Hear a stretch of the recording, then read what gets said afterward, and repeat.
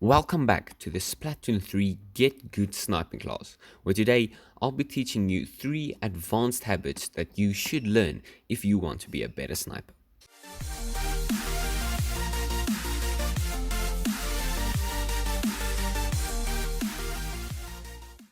Once again, I'll be breaking up this video in 3 parts: third person usage, pointer safety, and map usage. Okay, so let's start with the third person usage. The idea behind it is quite simple but very effective. The point is for you to see your targets without them seeing you at all. So what you want to do is you stand behind a barrier or a wall or whatever, and you pan the camera with your R stick without moving your inkling with the L stick. Therefore, your inkling remains standing in the same position, but your view changes and you can peek up behind the barrier without moving. This is a great way to assess the situation.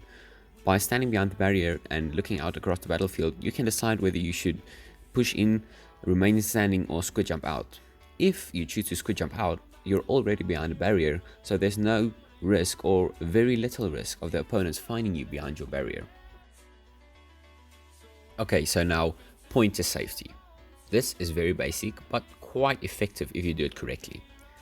Get in the habit of not pointing where you're going to shoot. I don't mean look 90 degrees away and try to hit a 180 when you try to shoot him. I'm just saying maybe point a few degrees away, just far enough away so that the person is not alarmed and just continues doing what he does, and then use a little small flick shot to just take him out.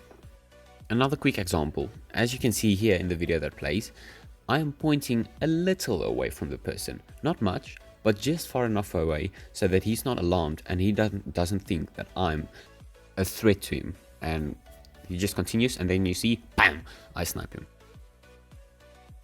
Hello, sorry to bother you.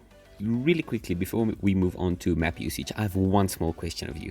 Just quickly go into the corner of this video and you see that little block there? Yes, this one.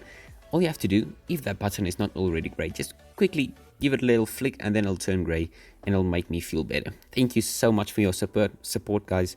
The last video I uploaded got the most views ever, so thank you so much for that. Okay, so map usage. And right now I'm not talking about positioning and where you should stand.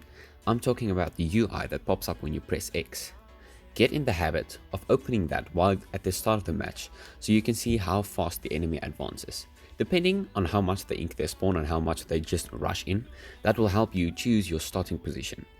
Another great use of the map could be to cover your flanks, as you're the sniper and you're supposed to ensure that your team doesn't get outwitted by the other team. You can see when somebody's pushing on the flanks and maybe just when somebody placed a beacon there to be aware of that. Hey, you just made it to the end of another lesson, so thank you so much for watching, and I'll be uploading another part 2 of this video quite soon, outlining 3 more advanced habits that you should learn.